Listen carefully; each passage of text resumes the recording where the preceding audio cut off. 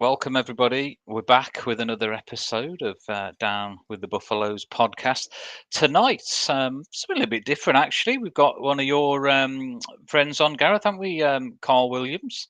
Don't really know him a whole lot myself. Yep. I know he played at a tournament earlier this year. I played against him, actually. Give me a good game. But yeah, it should be good, actually. A bit different tonight. Let's get him in and let's find a bit more about him, actually. There we go. We'll get him in. Carl, how are you? You all Absolutely. right? Let's Thanks got for Carl joining. Good straight on. evening. Good evening. I'm all right. Thanks for You all gracing right? us with your All right, Carl, how you presence going, mate? You all tonight. right, buddy? I'm good. I want to know, Really good. kicking things straight off here, Carl. Now, Yeah. forgive me for saying this, but you're probably a fairly senior player like myself. Yeah. Now, Yeah. I've not seen Oh, you before. Not in no, don't take this in a bad way, but I've seen you Yeah. at Solihull, didn't I, earlier this year? Because I Yeah. did give you a yeah. game, but Yeah. I haven't seen you previously to that. Now No. I did have a bit of a breakout of pool for the tournaments for a while myself. So, but I just want to know how long you've been playing, because, like I say, I didn't really know of you until I played you at that Solihull event. I mean, have you been playing on tours a while, or a nine ball a No. while, or any sort of Q sports a while? So Q Sports I've been playing since I could literally see over the table on a milk crate down the pub with my dad. Yeah, I was the same Um, myself. Yeah. yeah, I think most pool players and snooker players are all sort of, The golden era, mate, the 80s. yeah, Remember when yeah, snooker ruled the no, world? Working men's exactly, clubs filled with smoke, exactly. and we were watching people play snooker, Yeah, fantasizing about wanting to play a salve. But I know exactly yeah, where you're coming from there. So you yeah. started off with the Absolutely. snooker then, Those probably. good old days. I started off playing pool with my dad down pubs. And probably by the age of 10 or 11, this is English 8 ball. I was 10p a playing, game.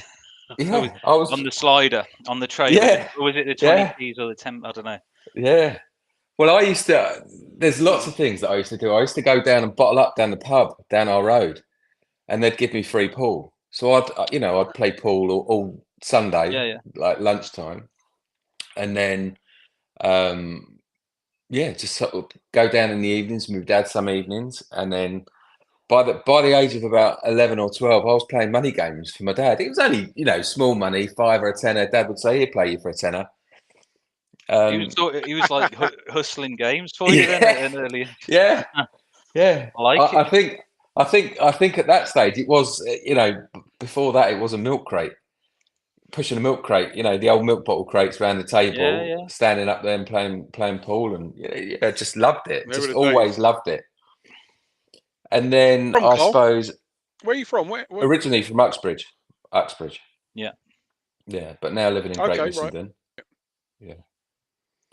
So, Yeah. and then I suppose at the 12 to 14, I was playing in the pub or the club, social club pool team, doing little tournaments in English 8 ball. And then just really it was all just local leagues, just pub leagues on Did a you never? Tuesday I night. mean, for myself, like back then, I mean, it was all, back in the day, the county, play Yeah, county pool, and then you go around, yeah, and then you obviously get the big events you used to have at Great Yarmouth, of course. I mean, I played in loads of them. Did you ever yeah. progress to any of those, or?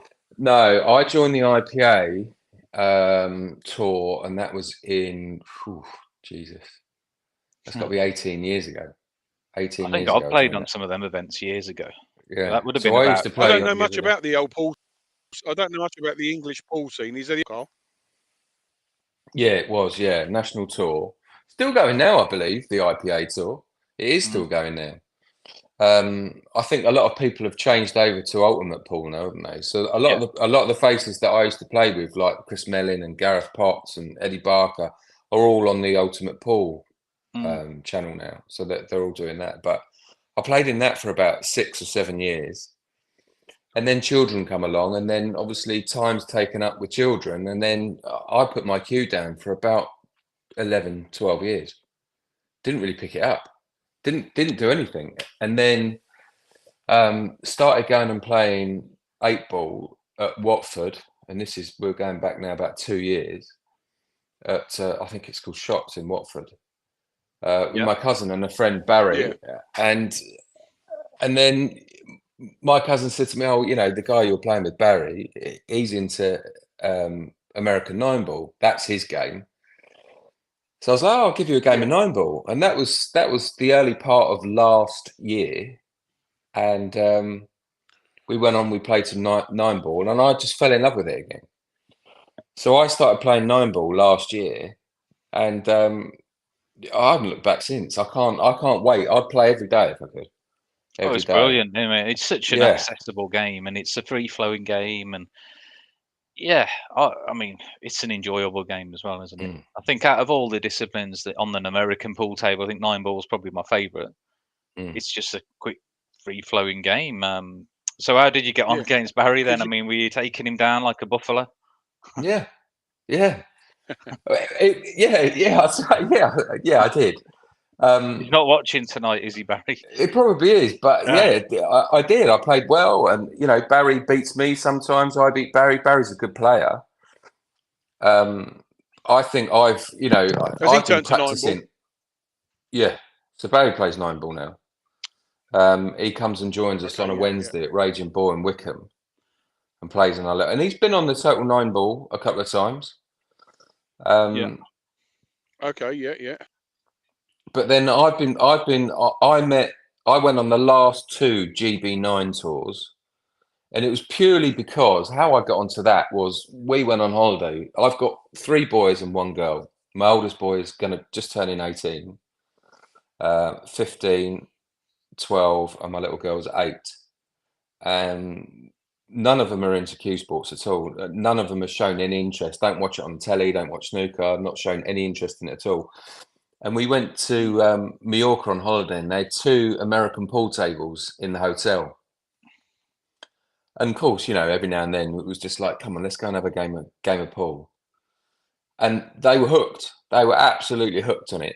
And by the end of the 2 weeks, they were hammering me for euros and going and playing. And they've all got a good little ability. Fred, my youngest, has got a real natural ability for it. I'd love him to take it up because he'd probably do really well at it. Mm. And then we come back, and then the boys were like, "Can you take us up Raging Bull? Can you take us up Raging Bull?" So we took them up Raging Bull, and Jack said to me, he said, "I didn't realise you were this good at this, Dad." And I was like, "Well, I used to play, professionally years ago on the IPA tour." And he said, "Oh, you should enter some more competitions." And I was like, "Well, I don't know if I want to do that. At this age, I don't know if I want to do that." But anyway, I literally jumped in with both feet, and we went home that night. Mate. Yeah, 48. Went home that night, and I said to Jack, I said, "Oh, look, there's a GB9 tour, and it's a weekend event. Do you fancy going?" And he was like, "Yeah." So I booked it there and then. Went for the first GB9 tour, and it was terrible. It was an eye opener. A massive eye opener. Anyone can bash balls around in the local club, but get in a match situation, and you forget the nerves you get in a match situation. And I froze. I was shaking down on shots. It's a completely different atmosphere than tournaments. Where where was it at the Park Inn Hotel? Telford. It would have been, I think. Yeah, Telford. Telford, I mean, that's only like 40 minutes from me, and I've played in a lot of them myself. Not you looking to do the GB9 this year? Yeah, I know where you're coming from. Yeah, I've signed up for it. I have signed up for it, but I don't know whether it's going ahead. That's all right, Gareth. I know he's a bit slow tonight, Gareth. He's on his old internet connection, but we can live with that, Gareth. I know, I can hear. No, GB9. I can live. No, the GB9. What makes you say that, Carl, about going we'll see. forward? What, with GB9? Yeah. Well, some people have said it's happening. Some people aren't. Some people seem to think that they're not going to get the numbers. So I don't know. Yeah, I think they're on the fence. It's a long way for me to go. I've signed up. It's doubtful that I'll do every event, but I'd love to do it again because I do like the weekend events. Don't get me wrong. I do like, Total Nine Ball has changed my pool game completely, and hats off to Phil. He does a great job of running Total Nine Ball. Yeah. and obviously his new venture, Billy Premier just Pool. won a couple of tournaments, didn't you? You recently won a Yeah. 9-ball event, Carl, didn't you? Yeah, yeah, that Tell us was. about that. Well, that was Phil's running Premier Pool divisions, and Yeah. he sort of said to me, you know, I was happy, and I just said, look, if you can't fill Division A, B, or C, I'll go in either. And I went in C, and a few people said to me, "You're not a C player. You know, you're definitely a B. On a good day, I could probably keep up with some of them in A. Who knows?" But I just found form on that day, and I told you when we were at that St Albans tournament. Yeah. The first match I played a guy that you know, no disrespect to him, wasn't that good. Maybe he was nervous as well. Yeah. But you know, I just found form after that first match, and almost playing in your home pitch as well. I couldn't miss, and I did. You know, with the greatest respect, I destroyed everyone I played. I think, to be honest with you, you know, they might have taken a rack or two off of me, but I just destroyed it. And then, you know, it was the 9-ball and the 10-ball, and I sort of met myself in the final. Didn't do because it was a straight knockout. There was no, you know, double elimination. It was a straight knockout. So I met myself in the final, and obviously you can't play yourself, so I won it. And yeah, since then I've not been playing that well, to be honest with you. I still struggle with nerves, Yeah, and I don't know. How much do you owe to your new equipment, Carl? Because I know a few months ago I was there, sort of debuted them about 3 or 4 months ago. Can you tell us about the equipment you come about sort of deciding that you move over to the carbon shafts? Well, I got my first 9-ball cue was a Viking cue, and then obviously going and seeing GB9 and seeing everyone with these graphite shafts, and then, you know, watching it on the TV, and I'm thinking, oh, I've got to have a go at this. And old Dave Knight sitting there, and I said to Dave, I said, "Can I try one of them carbon shafts?" And he didn't have any. His lips, mate. He was thinking, "Hang on, Yeah, I gotta knock. he was I gotta thinking, fail here." "Ka-ching!" Yeah. And he didn't have any to try. So then I met a guy. The first was it the first or the second GB9? I met a guy there, a Scottish guy, and we just gelled, and we ended up playing till about 6 o'clock in the morning. That was my first event. It was my first GB9 event. I forget his bloody name now. I was Danny or something like that. And we ended up playing 9-ball till about, I don't know, 6 in the morning. I was playing Rich Falwell at 9 o'clock in the morning. Did you stay in there? You didn't go to bed. We literally just stayed in there all night. A lot of people really don't good realise guy. with them GB 9-ball tours, but the room was just open access. I mean, they used to do like flyers at the night time until like 1, 2 in the morning. But the doors are just open. You could just go in and play all night if you wanted to. Off you go. And he gave me loads of tips, and it was an eye opener for me, a massive eye opener. And he had I think it was an Icon 5.2, is that right? The real, maybe I don't know. Yeah, it could have been. I mean, they've been 5 around. might have been 5.4, Icon Icon 5.4. It was like the flagship Predator cue. And I was like, I'd love to try your cue. And he was, you know, he was a bit dubious about letting me play a few shots with it. But I played a few shots with it, and it was a game changer for me. You know, coming from an 8-ball and a bit of a snooker background, you know, putting a bit of side spin on deflection, it was like, yeah, this is a bit of a game changer. Yeah. So then, I ended up with a Predator cue, a Mez. It was an old cue with 2 maple shafts, and then I bought myself a graphite shaft, and then a friend of mine, Kev May, who's obviously on the Total 9-ball tour, he went to America, and I ended up getting a P3 and the Predator break jump cue, the Rush. Yeah. And for me, quality. Just, so you're totally. So it's a break. Is it a break jump cue that you've got then? Did you say? Sorry, I missed that part. Yeah. So it's a Predator Rush I break jump should cue. know that, shouldn't I? I was holding the thing the other day. You are, yeah. So yeah, so I am, you know, I'm at the stage really. I think I'm not going to say my career because it's not a career. It's a hobby, and it's a great hobby to have. But I'm at the stage now. I'm practicing with some good players each week. I practice a lot with Phil Wildman. Not so much in the recent couple of months, but we're both busy, family life, work, and everything's busy. But generally, we was having a good 1 or 2 sessions a week, you know, for sort of 4 or 5 hours, and I picked up a lot off of Phil, and the same with the guy at GB9. And one of the things that I found with American nine ball, certainly at GB9, was how friendly everybody was. And I've always On said the the same thing myself, and yeah, that's the difference as well between what I noticed, because I played on a lot of the English pool tours back in the yeah, day, you know, long years ago. You'd go in one of them IPA, I think it was the EPA I played on, or IP, I can't remember, it's that long ago, but it was in the hotel rooms, of course. You'd go yeah, in there, you could hear a bloody pin drop. yeah, Everyone, you just got that clicky. So there yeah, was like that clickiness, I think, about certain groups of players and things. But on the GB9, you'd go in, if you wanted some help, you could just ask someone. They'd be willing. yeah, Everyone's willing to help each other. yeah. Everybody just gets on, and it's a nice atmosphere. It was, and you just said With exactly the How same many thing. how many runners were Yeah. yeah, with they getting on that then? How many the IPA. how many runners were they getting on that on the Oh, it was GB9?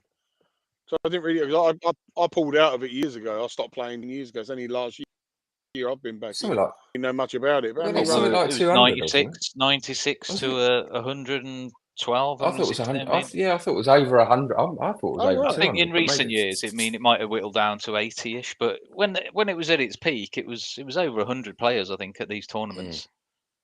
Oh mm. yeah, easily over 100 players. I Yeah. mean, the English So pool, the IPA back in the day, was 256 players probably. Yeah, there was a lot of players.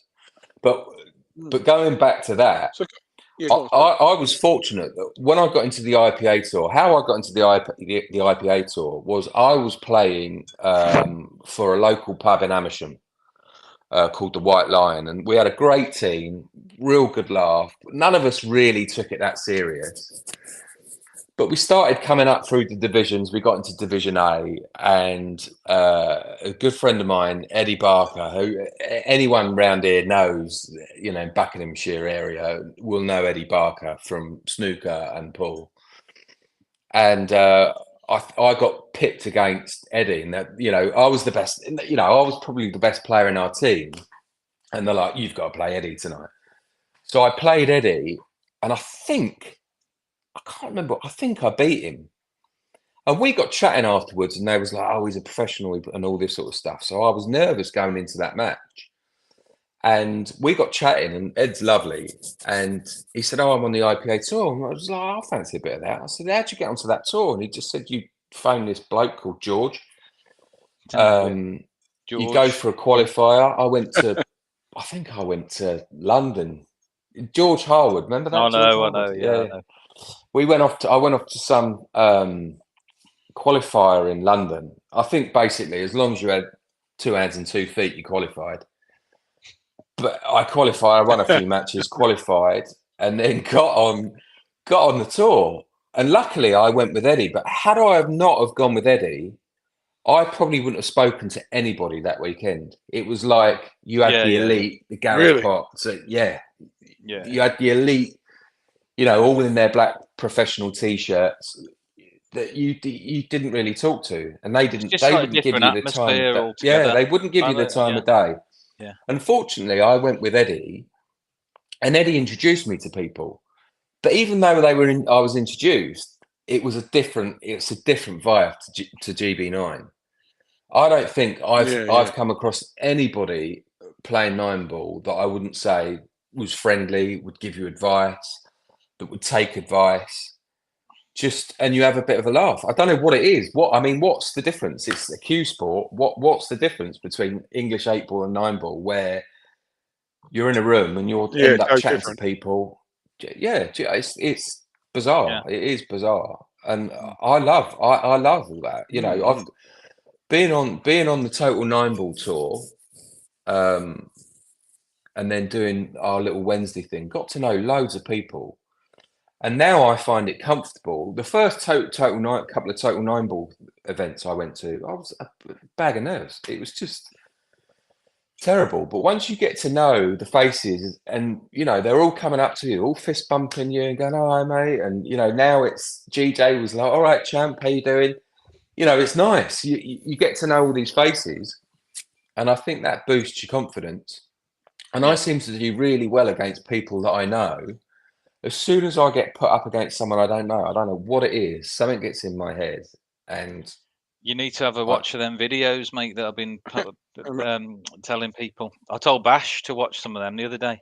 Like really? them David Sapolis. We had him on a few weeks back, actually. Really, really nice guy. He knows loads of stuff about the mental game.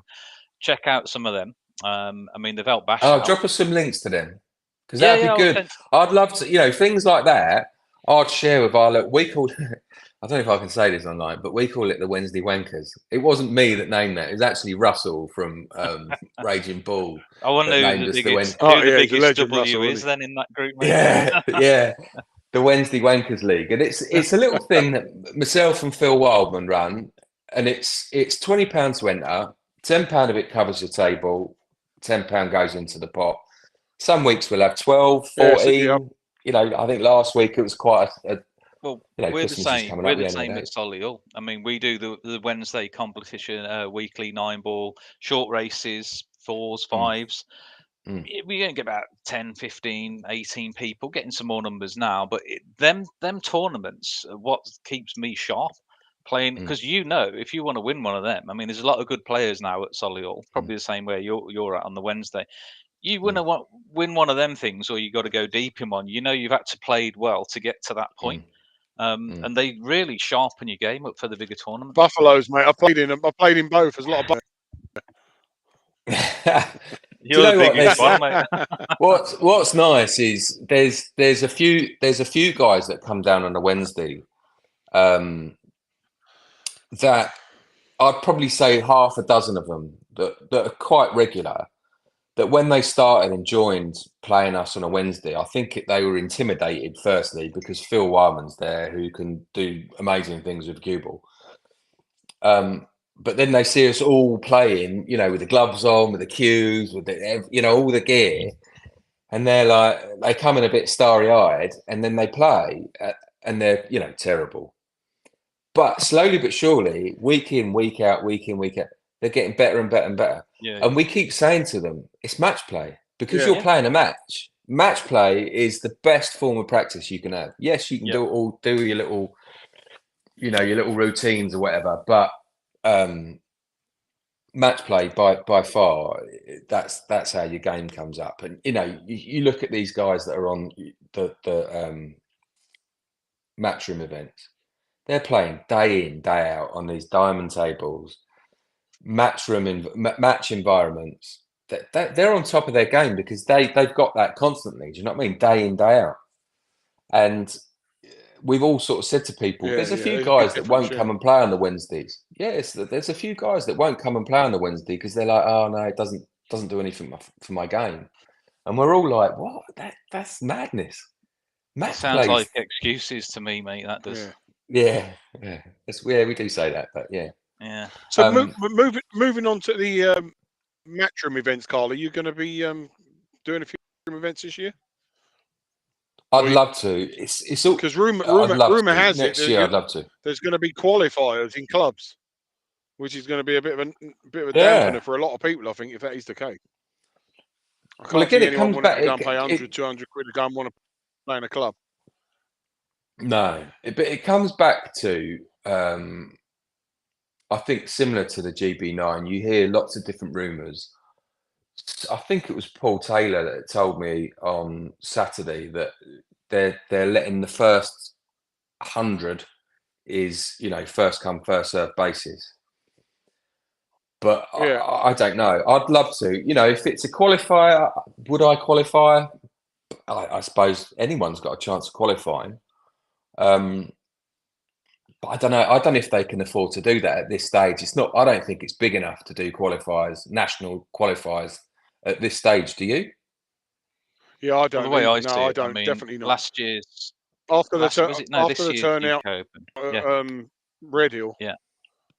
Yeah, after the Well, turnout at Red Hill, where they were fighting to yeah, get people in there in order for qualifiers, and the response back from people after and during the qualifiers, I think they'd be need to find somewhere exceptional, diamond tables in there, and then run it just like a main tour event as if you was turning up. But on the flip, I think a good option for them would be, which he seems to want to speak about, is just do the qualifiers prior to the event on them tables yeah. Mm. I'd agree with at the that. But event. yeah, Yeah, that's just not a bad winner. shout. just going back to the UK Open this year. I'm pretty sure that they were struggling to get entrants in anyway at the last minute. I mean, there's a lot of last minute spots that were going to I to think anybody that wanted them. I think in all the Matchroom events, obviously once you've signed up, because I done the UK Open and I've done the Spanish Open. Now at my age, and I've said, listen, it's an eye opener. I wanted to go and play in the UK Open because Rich was playing in it, Rich Fulwell, Phil, a Yeah, few others, Kevin May. There was a few guys playing in it, and I wanted to go and do it. There's no way that I'm ever going to win Yeah. one of them events. No way. But I'd love to get through to the televised stages. I don't practice enough on. I've only played on a diamond table in a Matchroom event, and as you'll know, Gareth and Matt, it's like completely different game, completely different. The spin's different on it. The balls Yeah, react it really different. is. Yeah. The pockets are tighter. You know, we're playing down the Raging Bull. We're playing on 4.5, 5-inch pockets, and they're so forgiving. Yeah. They've got two other tables at Raging Bull. One's got slightly tight pockets, and I think they're 4.25. And then you've got 4-inch pockets on another table. I went and had a practice on there for 20 minutes the other day, and I ended up coming off of there and going down to the tables downstairs because it was like I couldn't hit a ball.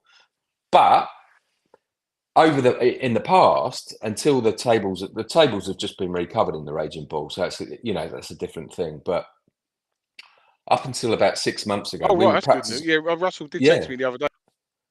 yeah, they've all been done. Mm. Up until about 6 months ago, we were playing on them tables, and it does tighten up your game, and it does make you more accurate. And then you come down onto the 5-inch pockets, and you feel like you can't miss. But it's all in the Yeah. head. It does make you drop down a level, I think, playing on the bigger pockets, because the pockets are so forgiving. There's shots that you can play that wouldn't go in. That certainly wouldn't go in on a Matchroom table on a diamond 4-inch pocket. Whereas down at Raging Bull on a 5-inch pocket, same as Raging Bull and St Albans, they're very forgiving. So I was practicing on that table, Yeah. but I'd love to do. Coming back to your question, I'd love to do some Matchroom events, but I've got to be real. I think the only time I would do that is if I could practice religiously on a diamond table with 4-inch pockets. Yeah, because the other tour I'm going to be playing on is the EPBF tour. They have sort of 6 or 7 Yeah, that sounds events really throughout good. the year. I think Mm. I think they're absolutely fine. I just love the conditions, Carl. Conditions are just perfect. You're in the hotel, you've got everything laid on for you. I'm not in it to win money. I'm in it just to win games and play on good equipment. And the way to Yeah, offset same. with the Same. match is I'm definitely not rushing into. I'm definitely not going to sit on my computer rushing in to try and buy a ticket to enter the tournament. That's number one. And number two, the good thing about Matchroom events, although it was exposed in Spain where they didn't have the air conditioning on, the pockets were as tight as hell in Spain. Do you remember that? Yeah, I Last do. one, they just would Yeah. not go in. But yet in the UK, where you cloth it's all slidey, you can use the cushions to put the ball in. So that's the beauty of playing on 4.25-inch diamond tables. If you've got brand new cloths, they are very forgiving compared to somewhere where old, and then the cushions won't do any favours for the balls to go in. I think that's what's going on down at Tooting at the moment. Tooting have got all these tables put in and with diamond tables, and they're great. Don't get me wrong. They were great 6 weeks ago when they done an event, but this time I'm seeing all the top players from up there, Imran, Rico, a few of the others. They're potting balls and the ball's just rattling in because there's no forgiving on the tables. Yeah, because the cloths are too old and they need diamonds. That size pocket constantly need to be refreshed, and no one's going to do that unless you've got a Matchroom putting brand new events. But that's with air conditioning. Yeah, I think that's standard on all tables. Even the Raging Bull 5-inch pockets on the old cloths, because they've just been changed, they're kicking out balls that would usually go in, would go in on a new cloth. So yeah, it does make it difficult, and that's unfortunately, I think, I can't really. I've played in a few events locally. I haven't been to Acton. I haven't been to Tooting, but we do sort of, we think, oh, Raging Bull, the cloths are shit, and we're spoiled down there. I think that is one of the best clubs around, Raging Bull. Yeah, he run. But they do need to invest a bit of money in the tables. But listen, you've got thumpers that go down there on a Friday, Saturday night, or 7 nights of the week that are just smashing balls around, and there's balls pinging off everywhere around you. Yeah, I get the point that they're not going to be reclothing and everything. The old Monty. Yeah. That's the worst thing that you see on the table and that. But Russell runs such a great club down there. Yeah, he really does. Yeah. We are spoiled down there. When you go to other clubs, like Red Hill, the tables are great, but the venue wasn't great, was it? You'd smell the toilets when you walked in the front door. Yeah. But we are spoiled there. It just, if I had the money, I'd love to open a 9-ball club and just have it, that yes, there's half a dozen tables for the people that just want to come and thump a ball around, but then there's a dozen tables for the people that want to come down and practice, that play at a good level. Yeah, and that Matchroom potentially might want to put in and do some qualifiers there, because we haven't really got one down here, have we? Apart from if you go into London, which is Acton and Tooting, we haven't really got anything like that on the outskirts. Raging Bull is a great venue and it could be amazing, but I get it. It's not, it's not for the elite to go down there and practice. It is a pool hall where anyone can go and play. But I'd love to have a venue locally around here that in the Buckinghamshire area or something. And if there's anyone willing to invest some money, I'm sure there's a syndicate of all of us that would all put some effort in. You could get a fabulous club game. There's definitely an opportunity for something like that down south. I mean, obviously you got McGoldrick's up north Scotland, which is great. Similar thing, really nice club, nice tables, beautiful. I've not been up there. I mean, I've seen it. I wouldn't mind going up there eventually, maybe next year, one of the tournaments. But there's definitely an opportunity somewhere in the south to do a sort of niche club for American pool, and they could have like a dedicated table with streaming set up on it for money matches and things like that. Where you'll get the top players coming in to play each other. I mean, obviously it comes at a cost, but if there's a few people all in on it, I'm sure with a bit of skill, you could put something like that together quite. The thing is, I think inevitably a pool hall doesn't make much money, does it? Do you know what I mean? £10 an hour, and you've got 10 tables. Isn't it? Yeah, it's the Raging Bull. They make a lot of money out of the casino. I mean, they've got proper casino machines in there, so that's where they earn their money. And I get it that they don't want to reinvest that money into the tables. But for the people, I mean, there was talk that they were going to get a diamond table in for Phil to practice on when he beat Alban Alsham at the UK Open. There was a buzz going around, and they're like, right, we're going to get you a diamond table, and we're going to, really invest some time into you and diamonds see you go on, mate. Yeah, maybe not in that case. I don't know.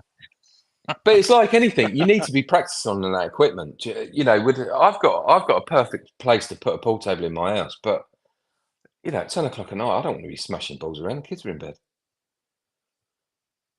Bugger them, mate. I don't know. If you can put a pool table in your house, mate, put a pool table in your house. Yeah. It's Yeah, interesting. You I'll said end up about in the a kids. divorce as well if I Yeah, put a pool well, table no, in here. I'm wondering why you haven't got one anyway, because you said about you got these 4 kids and you're going around all these tournaments and everything. Yeah, I Surely used to you have a must be pool getting table a in bit of mine. earache. I would. If I We used was to have an doing all that English all the 8 ball table, but then we got rid of that. But yeah, we've got when I built the house that we live in, and when I built the house, where the dining table is, there's a light, a pendant light, ready. perfect for yeah, Oh, perfect yeah. for it. I'd love to put one in. Well, Maybe I don't know. I don't know. We don't know whether we're going to stay here or we're going to move, whatever. But we've got a log cabin in the garden. I could put one in there. I But used to have one in the log cabin at mine, but the but problem with that it's is nice actually just to it's cold. Yeah. yeah. But part of the process I of actually like going out though. playing I pool is like going going down to out. the club, going down. Exactly that. Yeah, Me Yeah, too. exactly that. Yeah, me too. yeah. It'd be You're nice to mixing have. with Get everybody, to a aren't you? point And where you you're just seeing the down people in, that you see. down in your slippers. Yeah, it'd be nice to have a table to have a knockabout, for an hour or two. I mean, I don't know anybody that's got a table that plays on it daily. I don't know. Adam Ben Um, Smith, maybe. No, I don't yeah, know. but I mean, yeah, surely, no, yeah, there's but, pros out there that are playing probably daily and dedicating. I know, Imran. I think Imran practices for 8 hours a day, does 4 hours and then 4 hours. Chatting to him, and I was like, Jesus, how do you find the time to do that? And obviously, he's got no children, but that's dedication. yeah, That isn't it? 8 hours a day practicing. Mm. Yeah, yeah, I'd be lucky. yeah. I'd be lucky if yeah. I'd That done is an hour if I dedication. had my own table. Mm. Yeah, It does but come to like you that because say, once you start doing it, you won't do it. Part of the ritual is going no, down the club. It really is. yeah, it is. Yeah. Yeah. But next year, I think I'd like to do the UK Open next year. I know there's an event Yeah, I'm that surprised I've not heard anything about that as yet, Carl. About the UK no, Open, it's like, in, for the entry. Surprised they haven't sort of organised that yet. Getting a buzz about no, it, getting a buzz about it. But then there's an event in Bucharest. I think it's Bucharest that Rich went with Rico and said it was Oh yeah, amazing. Tables yeah, were that was amazing, yeah. and they got bowling alleys there, and they've got it's a massive. I mean, they do things properly, don't they, over there? Do you know what I mean? Like, same as in China or Asia or wherever. Well, did you see that video where that club had something like, was it 76 tables or Yeah, something, yeah. 9-ball tables in it? I mean, that's unbelievable, isn't it? Unbelievable. And it's And they were packed. all full as well, and there were people It was waiting to go on them. packed. Wasn't that at Yeah. the Vietnam Open? I think it was, Hanoi, yeah. Yeah, Hanoi, yeah. Yeah, because I recently went to the beginning of October, beginning of November, was it? I think end of October, beginning of November. I went to Slovenia to play a Matchroom event. I went there to play it, but also I don't know if you're aware, Carl, that we put a little post up about 3 months ago, trying to get inquiries to sponsor players, basically, and we managed to get a few players. So I went out really? to Slovenia and I secured the services of 2 really, really good Slovenia players in Slovenia. Yeah. Whose names, no doubt whatsoever, are going to be hell of it because I don't back donkeys. So that was part of my reason. But my No. point was that I went there and the club was fantastic. The Matchroom event. And so I've got to give them credit. And anywhere you go, the tables are just different class. Which is, to tell you what, it's fantastic. I love it. I think, do you know what? I think I didn't actually see this, but Phil Wildman made me watch it the other night when Barry Hearn done his talk on the press conference for the Mosconi Cup. And Yeah.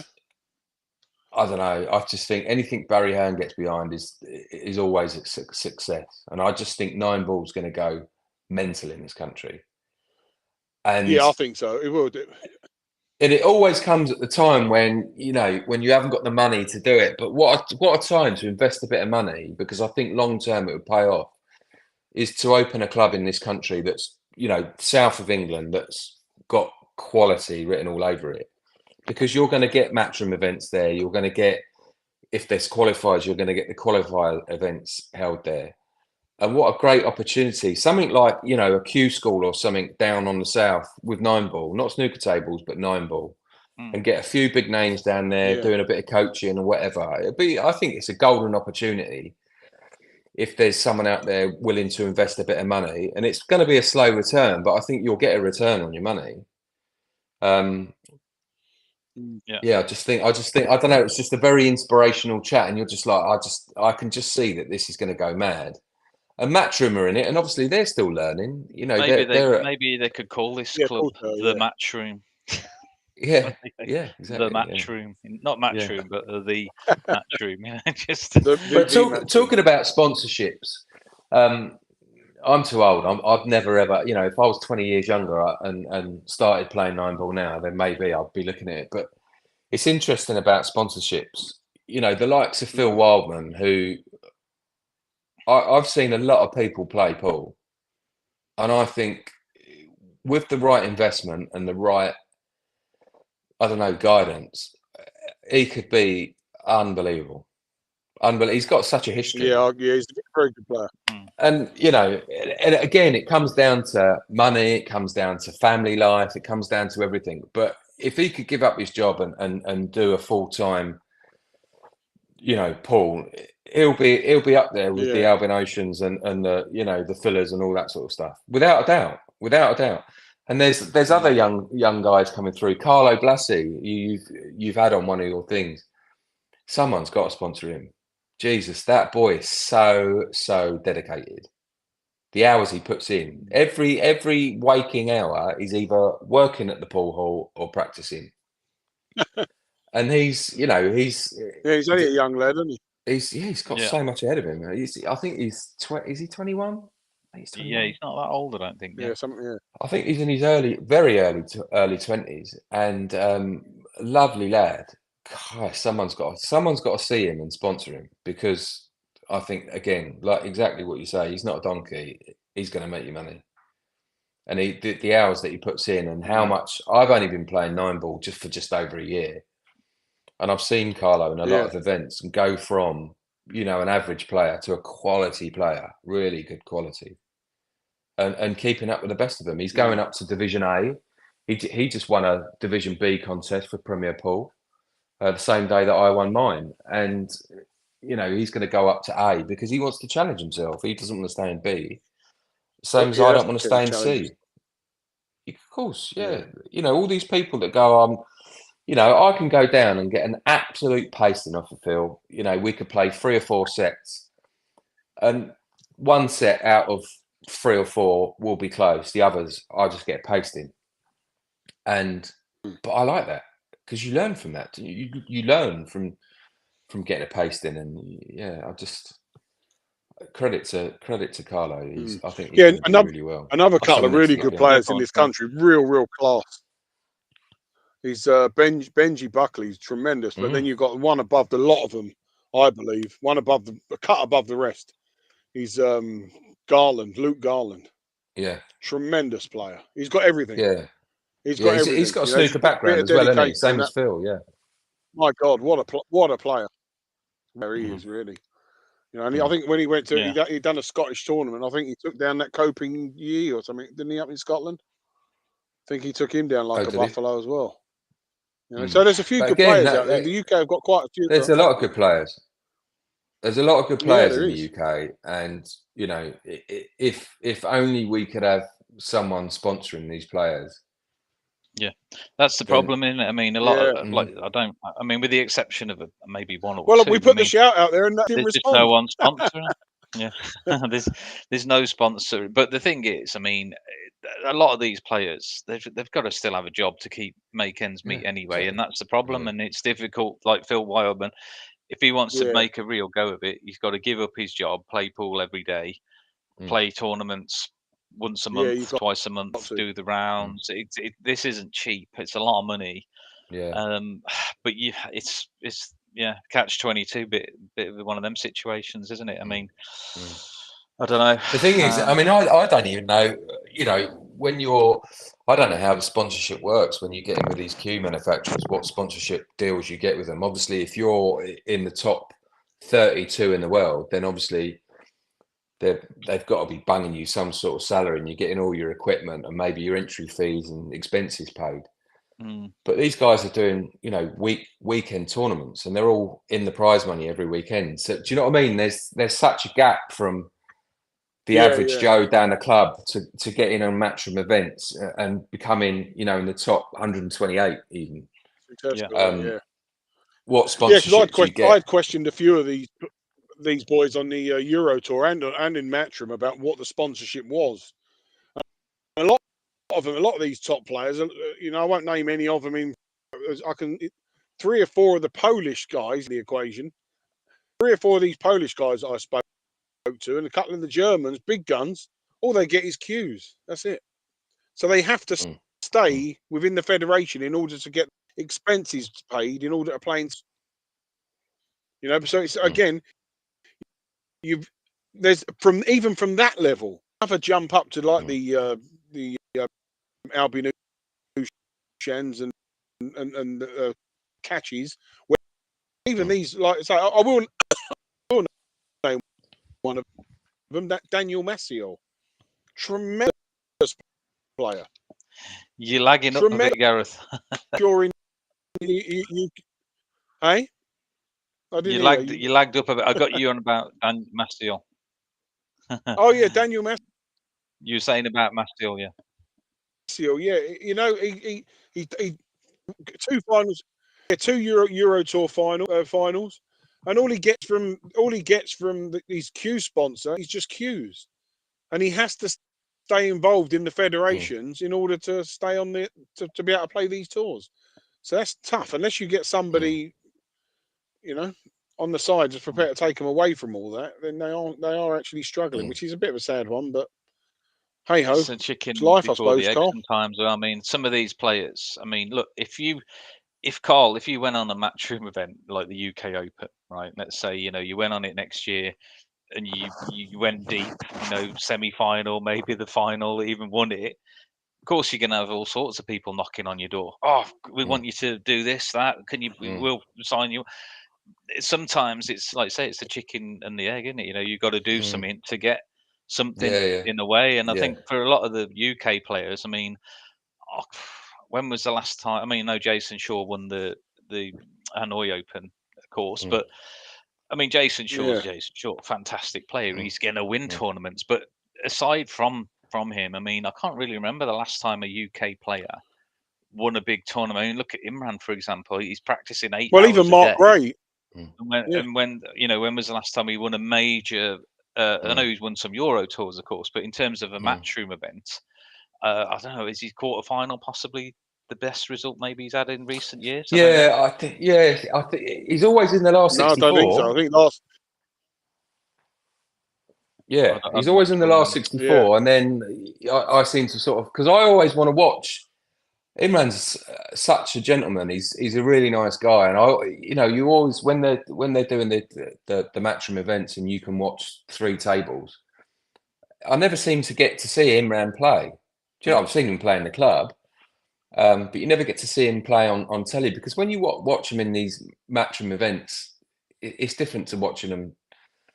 I'm sure that, like anyone, like the likes of Phil, Imran, Tom Staveley, they all come to these total 9-ball events, and I wouldn't say they put 100% of their game onto that table when they're playing. You might get 80-90% of their game, but when they're in a matchroom event, they're really focused. I'm going to keep mentioning Phil, because obviously we're good pals. So when I watched Phil play in the UK Open against Albion Ocean, I've never seen Phil so focused on a game. To the point where once he finished that game, he was absolutely exhausted. He went on to play Paul Taylor, who he could beat comfortably. And Paul's a great player, but Phil's, the next level. And he struggled. And I said to my wife was sitting next to me, I said, he's gone. You can see he's just mentally exhausted. And I think whether people would say that Albion Ocean was on a bad day, whatever, it doesn't matter. We all have them bad days. Phil Wildman beat Albion Ocean hands down. the whole of the UK Open were watching that event, and the three or the two streaming tables, that the TV tables, there was no one around there. Everyone was watching that match. It was something special, and I don't think that'll ever get repeated in my life. Hopefully, it does for Phil if he gets if he takes that leap and jacks his job in, gets a sponsorship, whatever. But that was a magic moment, never to be forgotten. Loved it. But you could just see, I thought he had a sponsor. I thought someone was paying him his events or something.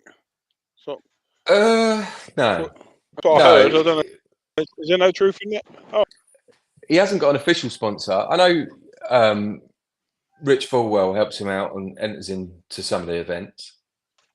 Because money's tight. right. Money's tight. Right. Yeah. So he's got a backer, but not a sponsor. Someone might put in a bit of money towards it and help him out to try and get in these events. But no, Phil needs a sponsor. Phil definitely needs a sponsor, and if he could dedicate the time to it, he's got such a talent. The first time I ever saw him play was at GB9, and I'd like I say, I met Rich at GB9, and we got chatting, and he said, "Oh, we played down Raging Bull in Wickham," and I was like, "Jesus, do you?" And it turns out that Rich lives 10 minutes down the road from me. Do you know what I mean? I'm going all the way up to Telford. I'm playing a guy at 9 o'clock in the morning. He lives 10 minutes down the road from me. And that's how new I was to the 9-ball scene. Yeah. And we've all become really close pals. And yeah, it's just... Yeah, he's nice, Richard, isn't he? He's a good lad. Yeah. Oh, Rich is one of the most generous, thoughtful people you could meet, honestly. Yeah, he's lovely. Yeah, he's a nice and we'll do guy, anything to help you out. Yeah, and obviously he's given Phil a kick in the right direction at times. A bit of money, get into that event, and he sponsored him for the UK Open. And yeah. I think the UK Open he sponsored him in entirety. The hotel, they actually rent an apartment, the entry fee, food, and all that sort of stuff. So. When you're on a salary and you've got a family and mouths to feed, you need that bit of a kick sometimes, don't you? Do you know what I mean? Yeah, definitely. Well, one of the things I want to say as well, I mean, Carl, I know obviously you've only been playing, fairly recently, American pool, of course.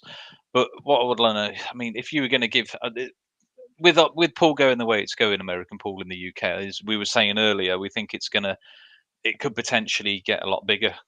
With everything happening, and you were saying that yourself, there's a lot of players out there, and I've noticed this recently in the competitions I played and the Solihull and everything, getting a lot of new faces coming through all of a sudden, and some of them, I mean, as you yourself, I mean, they're looking to start the game, maybe advice and things. What sort of advice could you give to somebody who was just in that position? Like imagine it was yourself a couple of years ago, and someone come in on the Wednesday night, Don't put yourself through club, and you're playing. What would you say to them? No, well, we've had a couple of those people come in on a Wednesday night, a couple of young lads, and a few older guys that have come in and started playing with us on a Wednesday. And one of them, Sarah, has even been to one Total 9-ball event. I would say come down every week, play with us, play with people of a good standard. We're all a good standard on a Wednesday night. We've all won the Wednesday night, wankers. 9 times out of 10, Phil's in the final. Damn it! I thought when I won that, I was in the elite. We've all had a win at times. Yeah, don't get me wrong. I think I've won a few times. I've been in a lot of semi-finals. I always seem to play Phil in the semi-final. I've got my nemesis, Mark Newell, who we always go hill, and it's a toss of a coin who's going to get through that match. And Mark's a good player. Do you know what I mean? All got snooker backgrounds.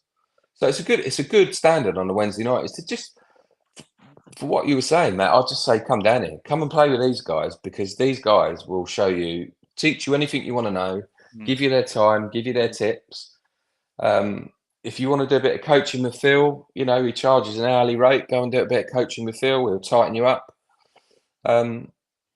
Lots of different things. One of an interesting that we were talking about the other day, Gareth, was Stephen Feeney. Is it Stephen Feeney? Yeah, we know Steve. Yeah. Yeah, Yeah. yeah. I'd love to. Yeah. I've got to that stage, I think, where I am, where I'm always trying to correct something, and I don't know whether you still do that, Steve and Matt. You're always trying to correct something. You get down, you can smash balls around, and you're feeling good. And all of a sudden you start missing the odd few and you're thinking, what am I doing wrong here? Is my timing out? Am I standing wrong? Is my cue arm wrong? Have I got too much distance between my bridge hand and the cue ball? Those things get into my head. And then all of a sudden I'll start changing something. Yeah. And I might change my hand, as you can see from that, to that. You're doing I'm a little teapot there. Do you know what I mean? You know, when your cue arm's like that, I played like that, but sometimes Yeah, I'll see, straight. that's really drastic, that is, Carl. That's quite I watch drastic Phil. what you're doing there, if that's the case. You know? Yeah, but I watch Phil Wildman, and Phil Wildman plays very much like that. But he cues back, and when he comes through with the cue, his hand will turn and he'll go through with the cue. Listen, it works for him. And you look at you look at a lot of people's Yeah. cue action. I've been told I've got a really perfect cue action. Someone mentioned, and Phil mentioned this to me. I was playing a match on that day that I won the tournament, and everything about that day just went right. I wasn't doing any thinking, wasn't trying to change anything, and I think that's all in your head. I was getting down, and I knew I was going to pot every ball that I went in front of. Yeah. And but they said to me, it was when you're doing your feathers, like the drawback to do your final stroke was too short, and then all of a sudden the next time I was down the club playing, I was trying to do that longer drawback. Yeah. And I had a lesson with Jeremy Jones. Jeremy Jones is a great friend of Rich Fulwell's. What an absolute legend that bloke is. And we just had a night at the Moscone Cup with Rich and with Jeremy Jones and all Jeremy Jones's family and Team USA. So it was a brilliant night. And Jeremy Jones was giving me, I had an hour lesson with Jeremy Jones. And, you know, after 40 minutes, my back was killing me, neck was killing me, because I was literally doing the same shot. And he was getting me to put the cue ball on the 9-ball spot, and then the third diamond up from the corner pocket, and it was one ball distance off the rail. And all he was getting me to do was to hit centre ball, top left, bottom left, bottom right, top right. And he was watching me, and every time for someone to watch your cue action, what I thought I was doing the same thing every time. He was like, right, this time you've done this shot, and you've done that too. You're pausing at the back. Don't do the pause at the back. Coming from a snooker background, I've always done a pause at the back of my backswing. Yeah, of course. Yeah, you have the little pause, reset yourself, and go through. Jeremy Jones was no, don't do that. But then when you watch Jeremy, because Jeremy Jones has actually played in our Wednesday Wankers. And to watch him play, he virtually plays. And when you watch these pros play, they virtually play all the shots at a very similar pace. All the shots are a very, very similar pace. They're not punching balls in. They're not slowing up. It's all a similar pace, and they're just using a lot of spin. The spin that I was watching Jeremy Jones put on the cue ball, Carlo Blasi was standing behind me. It was a final. Carlo actually played and beat Jeremy Jones on the Wednesday Wankers. We were standing watching. It was a final, and it was Jeremy Jones was in the final. I can't remember who he was playing now, but we were watching Jeremy's cue action. And I've never seen anyone put bottom right-hand side on a cue ball as far as he was. It was almost like his tip was off the ball. And he's hit this ball down the rail, and the cue ball's come back. And you and I will play that the white ball would have gone, you know, you're putting bottom right-hand side to bring the cue ball back, it would have gone in the centre bag. His virtually went in the end bag. I've never seen anything like it. The spin that he put on the ball was unbelievable. And that was one of the things that he was trying to install in me, was hit it at the same pace every time, but just use the spin to get the cue ball around the table. And it worked fantastically. But then I went and tried and repeated that on a night without him, and I couldn't do it.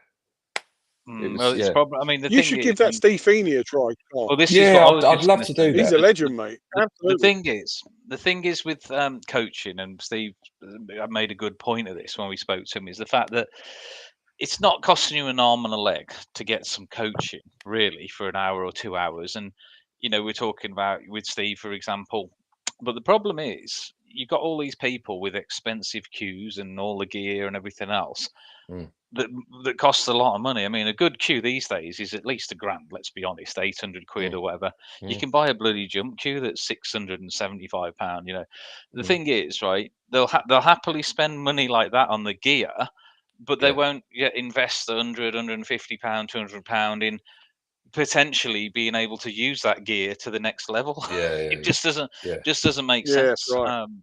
You know It what I was mean? it It's was a bizarre. big eye opener for me. Obviously, 9-ball's so different to English 8-ball and to snooker with the side spin you're putting on the balls and stuff. It was a big eye opener having that lesson with Jeremy and just seeing what you can actually do with that cue ball. And he was saying to me, right, he was placing balls around the table and he's right, don't put any top on this, just put left or inside English in and spin it round and come round to this ball. And where I was hitting the cue ball, I was like, I'm going to miss cue. And he was like, just trust your equipment. And it was Yeah. right. I was Yeah. putting this spin on. I was like, Jesus, this is unbelievable. You'd never dream of doing that with a snooker cue in your hand. Yeah. No, you wouldn't know. That's And the it, and beauty it of was, these cues and Predators Q Tech. yeah. Yeah. And you're right. There's something. Phil's tried tweaking me a few things. I think inevitably a decent pool player's always got a natural ability, like a good golfer. You've got a natural ability to play. You've got good hand-eye or coordination, and you've got a natural ability to play. I think the first time I picked up a pool cue when I was a kid, I played perfectly. Do you know what I mean? My hand wasn't all over the place, and I wasn't miscuing. I just picked a cue up after watching people. I'm one of them people that can watch someone learn how to do it and then do it. Someone plastering a wall, I watch it and I can plaster a wall. Do you know what I mean? It's funny. So I had a natural ability, but I think there's definitely a part of me that would like to go to someone. I watched Phil have a lesson with Alan Bell. Is it Alan Bell? Yeah. I think it's that. Yeah, Yeah, from Alan Bell. Bournemouth, Southampton. Yeah. Apart from every other word was the C bomb. It was comical to watch because it was like this little fucking cunt this and fucking cunt that, and it's like, and he was really grilling Phil, and that was at Red Hill. He had an hour lesson with him at Red Hill. Phil was just trying to tweak something, and that was Is at that the when I time when saw I you up think. there? Yeah, it was, and Phil had just got a new cue, so obviously that's in the back of his mind. He's used the same P3 with the maple shaft for God knows how many years. And then all of a sudden he damaged that cue out of temper, and then he had to get a new cue, and it felt alien in his hand. For someone that's as good as Phil is, the slightest little different in weight was having a massive effect on his game. So now he plays with an icon cue, Predator icon cue, and he uses one of them little mini extensions on the back. But he's comfortable with just that. for weight. And I had to go with that just cue. It's one of my favourite cues. That is the 4-2 icon. Yeah, you nice. put a post. Yeah, you I put like a that post cue. on, didn't you? And he was like, "Whose cue is this?" Yeah, it was a nice. And I nice answered cue. that. I had a few shots with it as well. Actually, it was quite nice. Yeah, you did. Yeah, you should have won a hat for that. He thought he was making. You should have won a hat for that, Bill, and he didn't do it. He didn't follow through. Yeah. He thought. Yeah, no, yeah. He thought. He thought it was making like a little clicky sound or something. That's right. Yeah. I don't know whether it's still in his head or he's accepted that now, or whether it was. I don't know. But no, we were knows? checking the weights. We checked everything on the cue, but I think it was in his mind. And I'd like, you could probably get 4 of them cues exactly the same, and someone like Phil would go, "This is, at the 4, pick all the 4 up and go, this is the one I'm happy with," because each one's going to play different, isn't it? Yeah. Do you know what I mean? Different words. It doesn't mean my cue, Mucci 9712. It is the shaft that came with was the black dot Mucci shaft. I'm not going to lie, it was a bag of shit. I'm not going to no. The cue's great, the butt of it, but the shaft, the ferrule was about 1.5 inches long. It was really fancy and it was whippy. It made a horrible clicky sound when you hit a ball with it. I hated it, so I bought a Predator 314 original shaft, and it just changed the cue completely. And then when the Z shaft came out, I went to that. I had a Z2, but I just use the original Z shaft now. But yeah, I mean, yeah, everybody's different, aren't they? I mean, you get used to what you play with, what you know. I played with Carlo, but Carlo I can play Glassie's the got a brute. Z shaft. Yeah, you could. As long as it's the brush end. He That's gets a right, brush yeah, more like. I played with Carlo Glassie's Yeah. Z shaft a couple of weeks ago, and that was a 10.5 mil tip, and it Oh, we was must have had it taken down. I don't know. I mean, mine's 11 no, and it was an 3/4. original. It was an original Z shaft. It's an old Z shaft, and it was 10.5 because you used to be able to buy them in 10.5 and 11.7, I think. 11. His was I think mine's 11 and 3. Unless mine's a 10 and 3/4. I don't know. I'll have to measure it next time. but it was tiny, and it was the feeling. Obviously, with using a carbon or graphite shaft, there's a lot of different feel to using a maple shaft. And then I had a go with Carlo's Z shaft, put it on my butt, and it was unbelievable. The feeling that you got down the cue. Really? That's what I Yes, like, there was. because this is why I like using my one shaft. I mean, I'm happy to try a carbon shaft if anyone wants to give me one to try. But the thing is, you get a certain feeling on it's the joint type as well. Now with the Mucci Q, it's a phenolic joint, which is like the plastic. It's not like the Yeah. the metal joint that you see on Qs. And the shaft joint as well is phenolic. So it's plastic on plastic, and it gives you like a soft hit, and it just feels nice. It doesn't feel that too stiff like you do with some of the these other Qs and the different joints. But everybody's different. And they get used to it, and yeah, if you're happy with it, keep using it. Why change it? I don't know. Who knows? But Yeah. anyway. Well, But I think go on. I was going to say, just before we wrap things up anyway, Carl. I mean, we're getting on again as we usually do. We just carry on talking for hours. We do. But I just wanted to know, Good when times, is your mate. next sort of? I always ask when everyone's next tournament's going to be, so we can keep an eye on things and how they're progressing. But I mean, when's that going to be for you now? Your next sort of big tournament? I know you got your Wednesday fun club. yeah. Wednesday Next wankers. tournament's going to be, I think it's Total 9 or Premier Pool, which is January. Yeah. Premier just Pool's play. on with the divisions, isn't it? The A, Bs, and Cs, isn't it? Yeah, so I've I know a gone few of the up to Solihull B. guys are playing in that as well. Yeah, But, you yeah, they're probably nice come up guys, the against them Solihull actually. guys. You got Yeah, Bevan. yeah. Who else? He's got Alan, not Alan Luke Coden, Hart Ryan goes, doesn't Coten. I think Yeah, Andy Carter goes. Jan. I think yeah, a few of them go down. They were yeah, talking yeah. I about it on played. the I chat played room. Aunt Bevan in the one that I won. And I played. I think I played Aunt Bevan at Redhill, and he whipped me. But we played. You all know this, Gareth. The outside tables at Redhill were atrocious. If you played 3 matches on the he? Yeah. inside tables, the speed of the clock was just. It was like, yeah, it was like playing on glass. But Ant Bevan I think he had 3 matches on the outside tables and none on the inside.